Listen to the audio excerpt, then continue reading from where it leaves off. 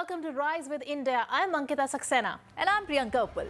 Well, the union budget for FY25 brought in some major changes, major reforms to the table. Well, from the abolishment of angel tax to the allocation of 2 lakh crores for skill enhancement programs, we get you the top highlights from this year's budget.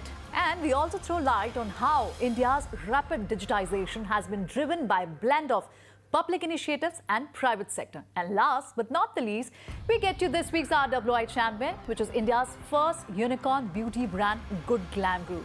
So let's not delay further and let's get you the headlines first. Despite pressures for increased funding and tax relief, the government maintained its fiscal consolidation plan. The fiscal deficit reduction to 4.9% of the GDP for the fiscal FY25 also aligns with the government's overarching goal of achieving a fiscal deficit of below 4.5% by FY26. FM Nirmala Sitharaman in Union Budget 2024 cut income tax rates for some citizens in an effort to boost consumption, as Asia's third largest economy struggles with uneven growth. Changes in tax slabs will result in additional 17,500 per employee, alongside increased rural spending is expected to boost consumption. Nirmala Sitharaman announced the launch of 3 schemes for new entrants in the union budget. Under the schemes, new employees will receive a 1-month wage in 3 installments up to 15,000 rupees, benefiting nearly 210 lakh youth. One of the schemes particularly targets first-time entrants and offers initiatives to both employees and employers regarding the EPFO contributions within specified scales for the first 4 years. And now time for the big story of this week. India's rapid digitization has been driven by a blend of public initiatives and private sector innovation. The largest population, a burgeoning tech-savvy middle class, and the most robust digital payment infrastructure in the world. India's digital economy has truly come of age. The foundation of this digital public infrastructure was established in the early 2010. Significantly fueled by key technological and infrastructure developments, notably by the rollouts of initiatives like Jio, Aadhaar and UPI. Jio's entry into the market offering affordable internet access has been a game changer. Well, Aadhaar is the world's largest completed biometric project which has streamlined verification processes, and UPI's introduction has revolutionized the digital payment system. And to give us more insight on this subject, we are joined in by Mr. NSN Murty from Deloitte India. Mr. Murty, welcome to Rise with India. While we understand that the Aadhaar, UPI and Jio, they provided the initial fill-up the government when introduced it.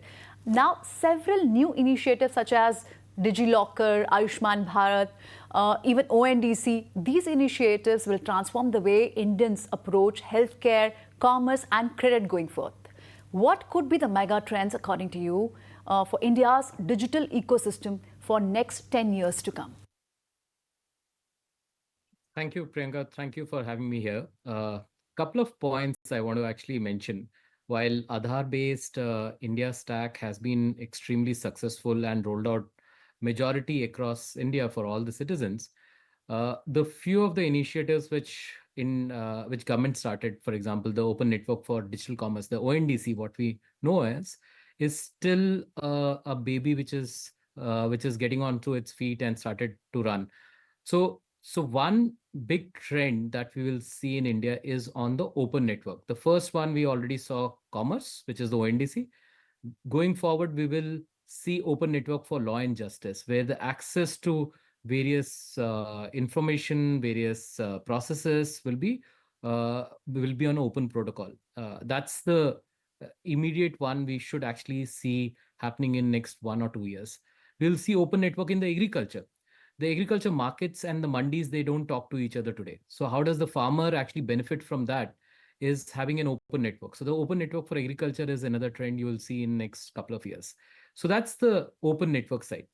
And there will be certain others, for example, sustainability, energy resources, and all those entities will go on an open network. Wherever there is 2 entities wants to trade, talk, exchange information or a transaction, an open network will actually be there. So next couple of years, you will see a lot of entities and a lot of assets go on the open network.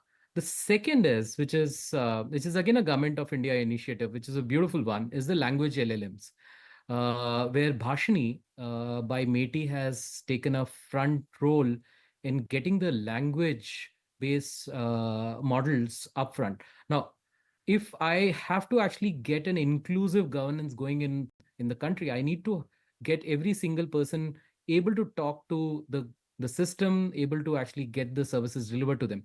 So Bhashini is the second one, which is going to transform the way in which we are actually delivering the services. We're actually taking the grievances. In fact, GenAI on top of Bhashini will help you create a much more customized and very, very focused services delivery to any person across India. So that's the big trend that will see in the next 5 to 6 years. So between open networks, the language LLMs, which is Bhashini, and GenAI on top of Bhashini, these are the three big trends we will see in the next 5 to 10 years. Right. Mr. Murty, tell us, Indians use UPI to make daily transactions ranging from, a meager amount like 1 rupee to even 1 lakh rupees. Well, as per the data by, for 2025, 56% of the new, internet and UPI users in India are expected to come from the rural regions. So would it be safe to say that, going forward, this growth is likely to come in from semi-urban and rural areas? So technically it is yes, because the number of transactions will increase. But let's divide it into two parts, whether it is urban or rural.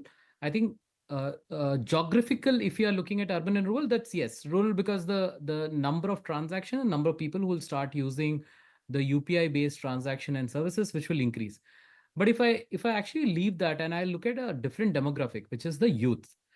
Today, if you actually take out the youth, and they will be doing a lot many transactions at whether it is rural, peri-urban, or urban areas within the city limits, or any other areas. That's where the youth actually is looking at a smaller amount of transaction rather than a larger. Going forward, there will be a lot of other, and I said previously, the open networks, when they will come into action, you can actually interact with each other and do a file process at a very low level of transaction or a cost. So youth on one side of it and rural on the other side of it, both will drive the UPI transactions to a great level in next couple of years. All right, on this, we let you go. Mr. Murty, thank you so much for your valuable insight. We stay for a short break here. When we come back, we have an RWI champion for you.